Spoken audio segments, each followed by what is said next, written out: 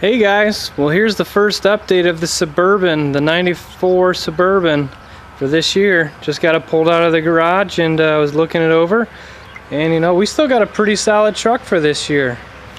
So if you guys kind of remember what happened in the Derby, basically what happened was that the engine started to get hot, and as it got hot it started to load up on me, and as it started to load up it would then pretty much stall about every other hit that I would make. So I'd make a hit, then maybe get another one in, then it would stall. I'd sit there, restart it and fire it up, and then eventually just after the constant restarting and refiring, it just drained the battery down to the point where I couldn't start it anymore, and there I sat.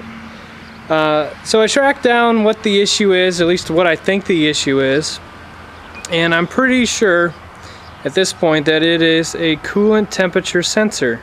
So I left the original motor in it. It's the 5.7 Vortec engine.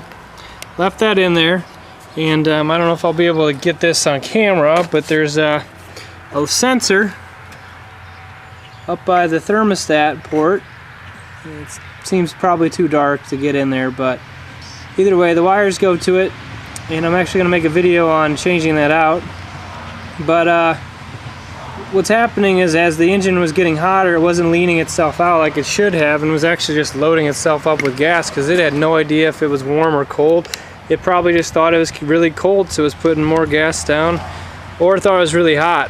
One or the other, you know, honestly it could go both ways, but either way it wasn't optimizing the mixture. The truck was stalling out, and I just kept on trying to limp it through, but unfortunately it didn't quite get into the money.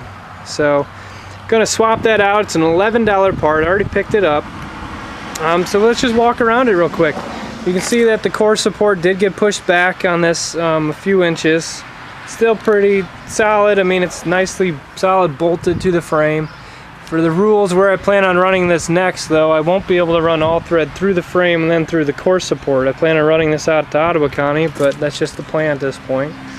And that place you can use bolts through the core support and bolts to the frame, but you can't have it be in one solid piece like I did at Fulton County. So I'm probably going to be pulling that out, putting in just some chunks of all thread in there, bolt it all tight, and then call it good. And probably keep the bumper the same. You're allowed to load the bumper, but this thing is about as strong as I would ever need. I've ran this thing in so many derbies, and the thing is still straight, only some dents, and that's about it. And the sheet metal, but the aluminum itself is still solid. Just a lot of cosmetic damage on the outside. Nothing that it's going to hinder my performance. Still have plenty of wheel clearance. I do need to get the clamps back off because I had yanked those off and put them on the Imperial for last year, but I'll get those back on. So that panel here on the driver's side were actually pushed in pretty good. And I'm going to trim up this rear bumper and get rid of these extra pieces of metal hanging down, but I'll still probably keep the bumper on, at least for now. This cable back here I had running from side to side, it got pushed in, the sides got pushed in so much that the cable is now just loose and flopping. It was as tight as I could draw it before, so I'm probably going to twist it, get a little bit of a twist out, and then add a few more into it and redraw that tight.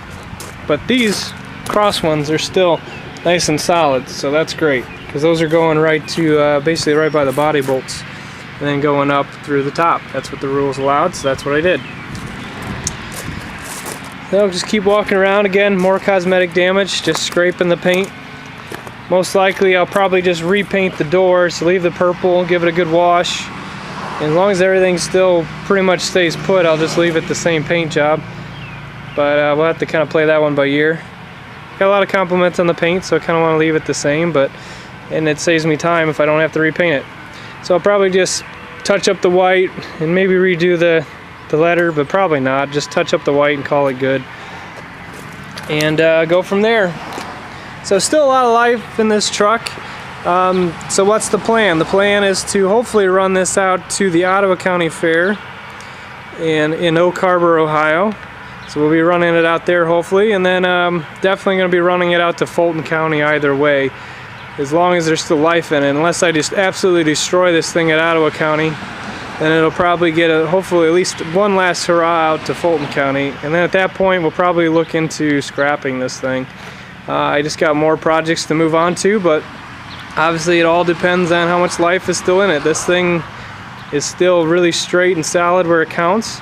And so I got a lot more damage that I can do to it before I would ever feel content with the idea of scrapping this thing. So we'll definitely look forward to more video, guys. I don't really have a whole lot to do on this thing. We're gonna, as I said, we're gonna get that center changed out, hopefully get the all thread redone, touch up the paint and such.